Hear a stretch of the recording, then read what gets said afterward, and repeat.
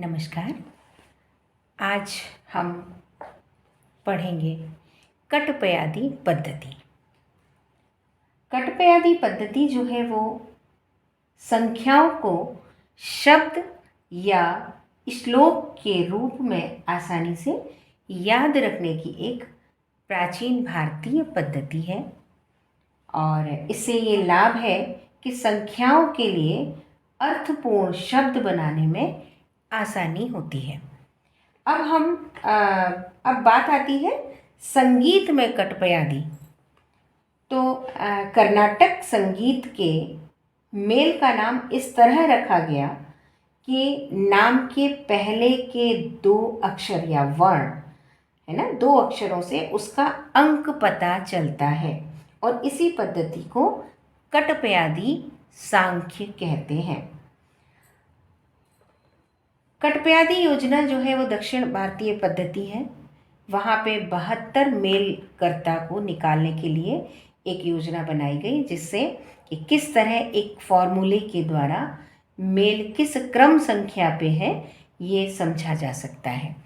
और आज मैं ये जो कटपयादी पद्धति है इसकी ये तालिका है, इससे आप लोग को समझाऊंगी। तो इस योजना में वर्णों के मान इस प्रकार से रखे गए हैं। ये आप लोग स्क्रीन पे देख रहे हैं, ये तालिका बनी हुई है। तो इसमें हमने इस तरीके से कॉलम बना लिए। आप लोग भी अपनी नोटबुक में बना के इसे रखिए कि 1 2 3 4 5 6 7 8 9 और उसके बाद 0।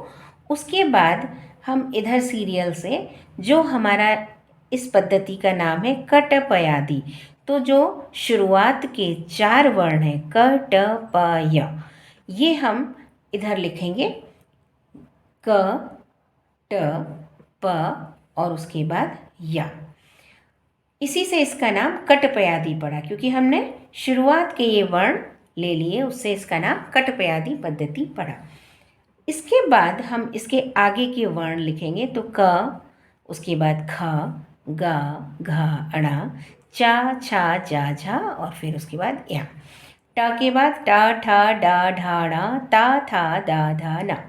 उसके बाद प, फ, ब, भ, म, फिर या, रा, ला, वा, श, क्ष, सा और हा। इस तरीके से ये तालिका आप लोग को याद करनी पड़ेगी और उसके लिए आप लोग को हिंदी की जो वर्णमाला है, ओलम है, ये भी आपको याद करनी होगी।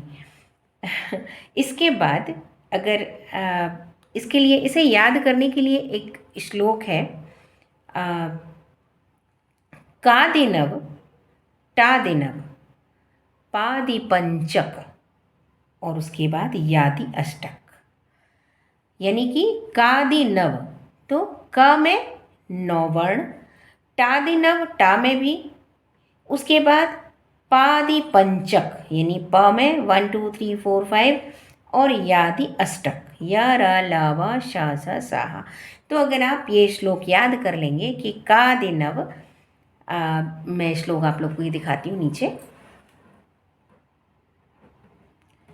कादिनव टादिनव पादि पंचक यादि अष्टक, इस तरीके से ये श्लोक है। इसके बाद हम सीखेंगे कि इस पद्धति से, कटपयादी पद्धति से किस तरीके से हम ये पता कर सकते हैं कि किस नंबर पर कौन सा मेल है। तो सबसे पहला मेल है माया मालव गौड़। सबसे पहले हम इसे लेते हैं कि माया मालव गौड़, जिसे अपने उत्तरी संगीत में भैरव थाट कहा जाता है। तो इस पद्धति में सबसे पहले इसका जो शुरुआत के 2 वर्ण हैं, 2 वर्ण हैं माँ और या। तो हमने लिख लिया इधर माँ और या। अब हमें ये देखना है माँ किस वर्ण पे आ रहा है तालिका में और या किस वर्ण पे आ रहा है।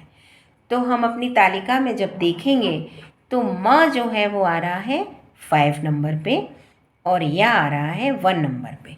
तो हमने माँ के नीचे लिखा 5 और या के नीचे लिखा 1, और उसके बाद हमने इस अंक को जो 5 और 1 था इसे उल्टा कर दिया।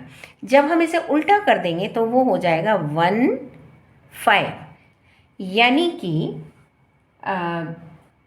दक्षिण का जो मायामालव गौड़ ये जो मेल है वो 15वां मेल है, वो 15 नंबर पे आया है। 15वां उसकी संख्या है, 15वें नंबर पे ये मेल आता है।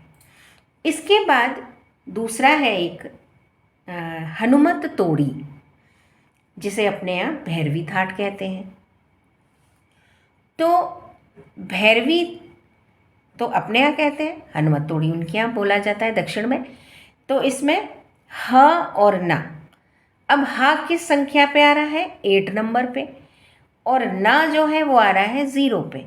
तो 8 और 0, उसके बाद हमने इसे उल्टा कर दिया, यानी कि 8 नंबर, यानी कि जो हनुमत तोड़ी है वो 8 नंबर का मेल है ना, उस नंबर पे ये आएगा। इसी तरह से हम और भी निकाल सकते हैं। नेक्स्ट इसके बाद हम देखेंगे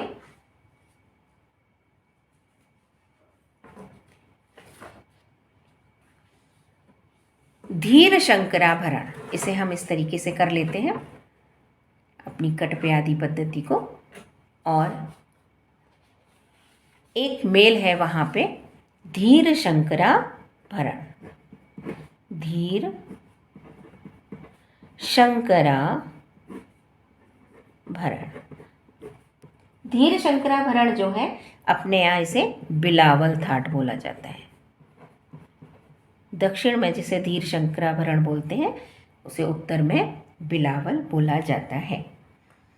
तो धीर में पहला वर्ण है ध और दूसरा है रा। अब हमें अपनी तालिका में देखना है कि ध किस नंबर पे आया है। तो ता था दा धा, धा जो है वो है 9 नंबर पे, और रा जो है वो है 2 नंबर पे, यानी कि 9 और 2। तो हम इसके नीचे लिखेंगे 9 और 2। उसके बाद हम इसे कर देंगे उल्टा, 29 हो गया ये। तो 29 नंबर पे या 29 नंबर पे हमारा धीर शंकराभरण मेल आता है। 29 नंबर पे या 29वीं संख्या पे हमारा जो मेल आता है वो कौन सा है? धीर शंकराभरण। उसके बाद एक है हरि काम्भोजी, हरि काम्भोजी। तो इसमें भी वही काम करना है, ह और रा ये 2 वर्ण है, और ह किस नंबर पे आया है अब हम देखेंगे। ह और रा, तो ह आ रहा है 8 नंबर पे और रा आ रहा है 2 नंबर पे।